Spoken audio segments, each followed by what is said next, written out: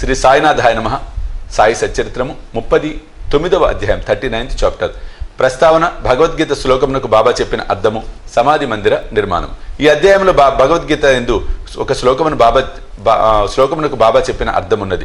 కొందరు బాబాకు సంస్కృతం తెలియదనియు అది నానాసాహెబ్ చందోర్కర్ చెప్పినదనియు అనుడిచే హేమాడ్ పంత్ 50 అధ్యాయంలో ఈ సంగతిని విశదీకరించెను. 2 అధ్యాయములలోనూ ఒకే విషయం ఉండుడిచే రెండును ఇందులో పొందుపరచటమైనది. ప్రస్తావన షిరిడి పవిత్రమైనది, ద్వారకమై పావనమైనది.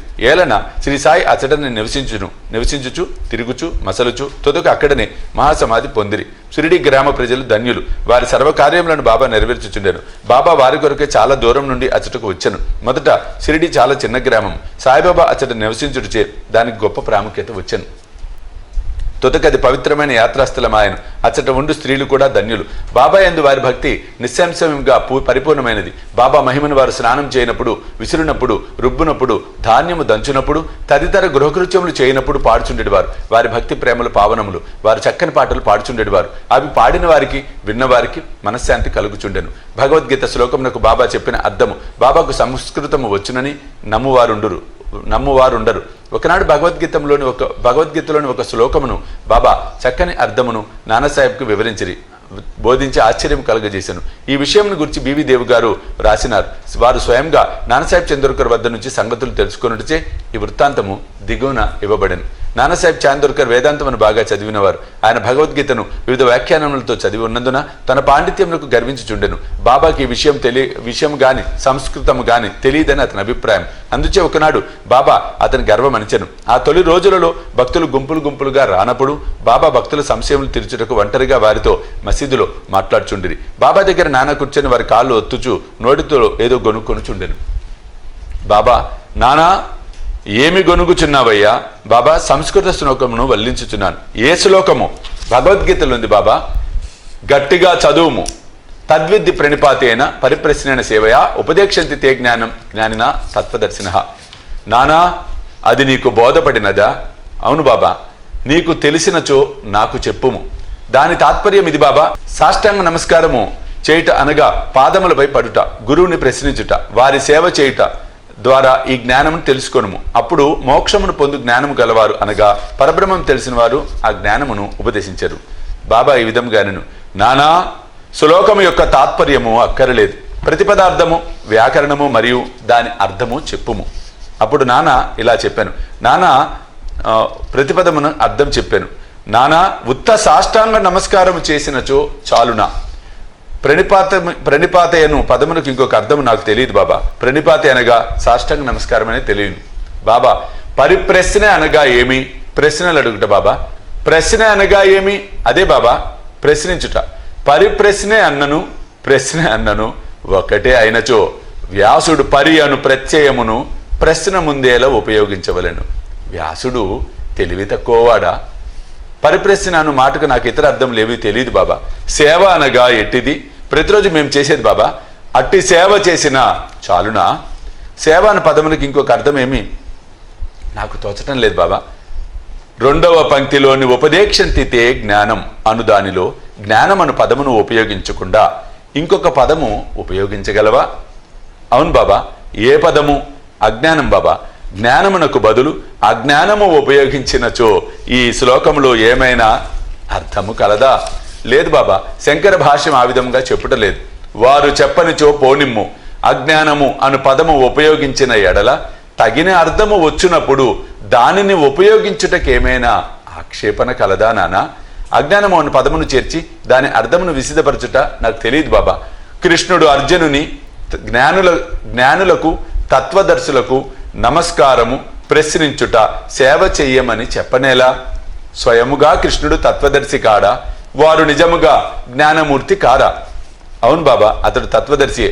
కానీ అర్జునుడు ఇతర జ్ఞానుల నేల సేవించమనను నాకు కూడా తోచట్లేదు బాబా.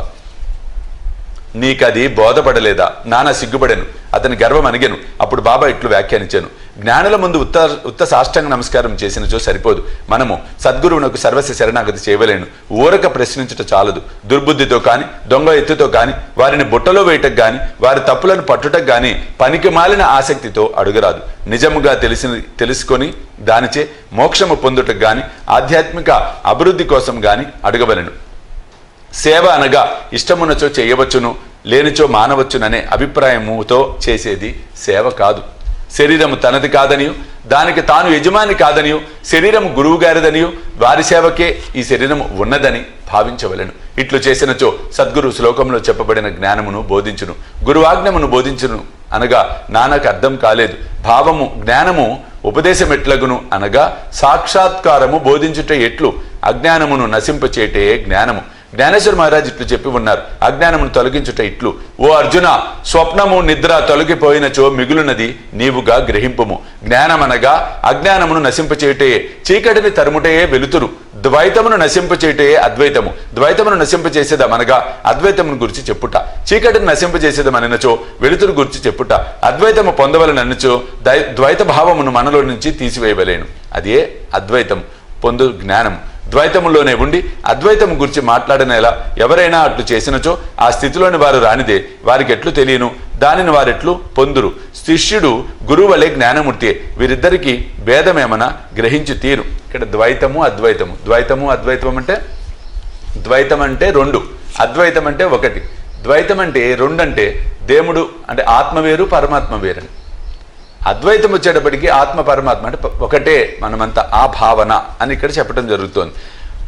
శిష్యుడు వీరిద్దరికీ భేదమేమనగా గ్రహించి తీరు. గొప్ప సాక్షాత్కారము, ఆశ్చర్యకరమైన మానవాతీత సత్వము, మహాశక్తి మత్వము మరియు ఐశ్వర్య యోగము. సద్గురువు నిర్గుణుడు సచ్చిదానందుడు. వారు మానవాకారమును అవతరించుట, జగత్తును మానవాళిని ఉద్ధరించుటకు మాత్రమే.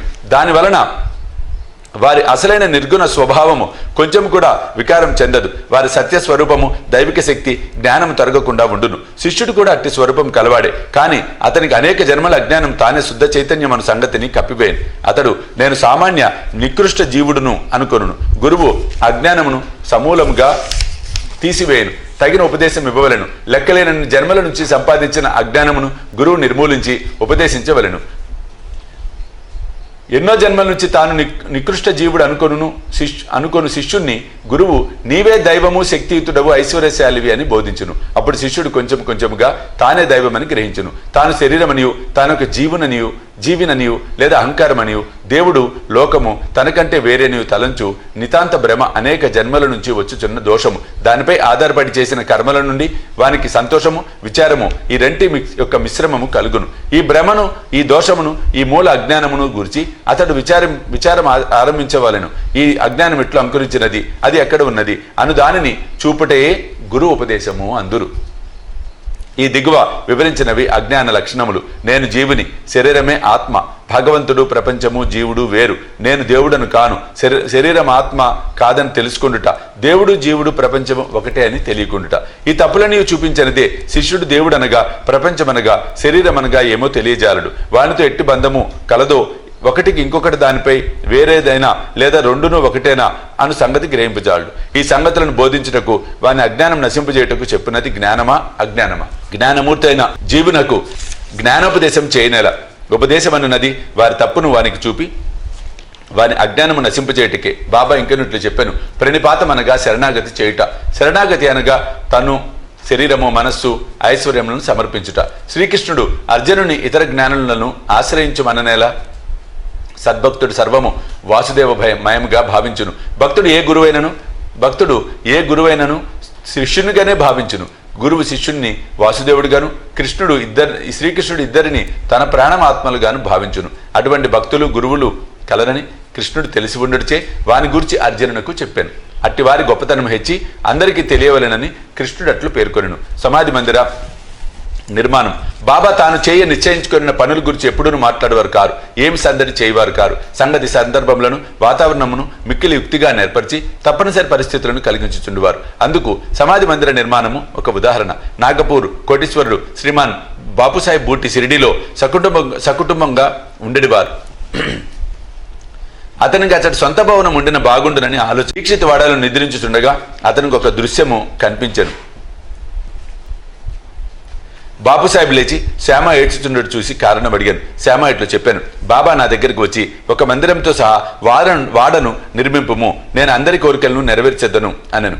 బాబా ప్రేమ మధురమైన పలుకులు విని భావావేశమున మైమర్చితిని. నా గొంతుకు ఆర్చుకొని పోయాను, నా కండ్ల నుండి నీరు కార్చుండెను, నేను ఏడ్చుట మొదలెడెను.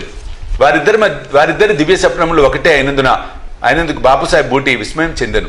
ధనవంతుడు ఒకటి చేతను చేతైన వాడు ఒకటిచే అతడు ఒక వాడను నిర్మించుటకు నిశ్చయించుకొని మాధవరావు సాయంతో ప్లాన్ గీశాను. కాకాసాహెబ్ దీక్షిత్ దానిని ఆమోదించాను. దానిని బాబా ముందర పెట్టగా బాబా కూడా వెంటనే ఆమోదించాను. కట్టడ ప్రారంభించిరి. శ్యామ పర్యవేక్షణ చేయుచుండెను. భూమి భూగృహము భావి పూర్తయింది. బాబా కూడా లెండింగ్ పోయినప్పుడు తిరిగి వచ్చినప్పుడు కొన్ని మార్పులు సూచించుచు సలహాలు ఇచ్చుచుండెను. మిగిలిన పని అంతయు బాపుసాహెబ్ జోగును చూడమండ్రి. అది నిర్మించినప్పుడు బాపుసాహెబ్ బూటికి ఒక ఆలోచన కలిగాను. చుట్టూ గదులుండి దాని మధ్యన ఒక విశాలమైన హాలులో మురళీధరుని ప్రతిమను ప్రతిష్ఠ చేయవలనని తట్టాను. బాబాకి సంగతి తెలియజేసి వారి అభిప్రాయం కనుగొనవలనని శ్యామ చెప్పాను. వాడ పక్క నుండి బాబా పోచుండగా వారిని శ్యామ ఈ విషయం అడుగగా బాబా అందులోకి సమ్మతించి దేవాలయము పూర్తి కాగానే నేనే అచ్చట నివసించుటకు వచ్చేదను అని వాడవైపు చూచుచూ, వాడ పూర్తయిన పిమ్మట మనమే దానిని ఉపయోగించుకొనవలెను. మనమందరం అచ్చట ఉందుము, అందరూ కలిసిమెలిసి ఆడుకొందుము, ఒకరిని ఒకరు కౌగలించుకొని సంతోషముగా ఉండవచ్చును అనెను. దేవస్థాన మధ్య మందిరం కట్టుటకు తగిన శుభ సమయమా అని అడగగా బాబా సమ్మతించుడిచే శ్యామ కొబ్బరికాయ తెచ్చి పగలగొట్టి పని ప్రారంభించాను. కొద్ది కాలంలో పని పూర్తయ్యాను. మురళీధర విగ్రహం తయారు చేయటకు ఆజ్ఞాపించిరి. అది తయారు కాకమునుపే కొత్త సంగతి జరిగాను. బాబా తీవ్రమైన జ్వరం వచ్చాను. వారు కాయంను విడిచుటకు సిద్ధముగా ఉండిరి. బాపుసాహెబ్ మికిలి విచారగ్రస్తుడయ్యను, నిరాశపడెను. బాబా సమాధి చెందినతో తన బాబా పాదములచే పవిత్రం కాదని తాను ముదుపు పెట్టిన లక్షల రూపాయలు వ్యర్థమగునని చింతించాను. కానీ బాబా సమాధి చెందక ముందు నన్ను రాతివాడాలో ఉంచుము అన్నట్టు పలుకులు బాపు సాహెబ్కే కాక అందరికీ ఊరట కలిగాను. సకాలంలో బాబా పవిత్ర శరీరమును మధ్యమందిరంలో పెట్టి సమాధి చేసిరి. ఇట్లు మురళీధరుని కొరకు నిర్ణయించిన స్థలమునందు బాబా సమాధి చేయుడుచే బాబాయే మురళీధరుడని, బూటివాడాయే సమాధి మందిరమని అర్థం గ్రహించవలెను. వారి విచిత్ర జీవితం లోతును కనుగొన శక్యము కాదు. తాను కట్టించిన వాడలో బాబా పవిత్ర శరీరము సమాధి అగుడిచే బాపుసాహెబ్ బూటి మిగుల ధన్యుడు, అదృష్టశాలి. 39వ అధ్యాయం సంపూర్ణము. సర్వం శ్రీ సాయినాథార్పణమస్తు. జై సాయినాథ్.